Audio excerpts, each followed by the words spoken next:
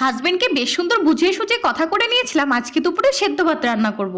আর খুব বেশি হলে সেদ্ধর সাথে ডিমের অমলেট। এদিকে দেওরটা কোথায় থেকে বেশ খানিক চিকেন হাতে করে উড়ে এসে জুড়ে বসলো।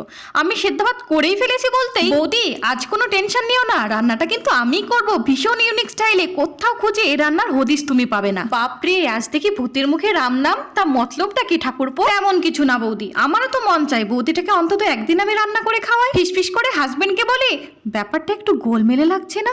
কি বললে বৌদি? না তেমন কিছু না, চলো তবে কিচেনে, পেঁয়াজটা তোমায় কেটে বেছে দিই। হাত ধরে টেনে নিয়ে গিয়ে খাটের ওপর বসিয়ে বলে, বৌদি তুমি আজ আরাম করো, সবটা আমি নিজের হাতেই করে নেব। শুয়ে থেকে চোখটা একটু এঁটে এসেছিল, খানিকক্ষণ পর কিচেনে গিয়ে দেখি সে কি ঠাকুরপো উধাও, আর চিকেনও। সঙ্গে সঙ্গে ফোন, এই বাদর ছেলে রান্নাঘরের এলাহি কাণ্ড করে কোথায় পালালি? সরি বৌদি, আসলে আমার গার্লফ্রেন্ড আমার নিজের হাতে বানানো চিকেন খেতে চেয়েছিল, বাড়িতে রানলে মা ধরে ফেলতো, তাই আর কি। পরের বার পাক্কা তোমায় চিকেন বানিয়ে খাওয়াবো।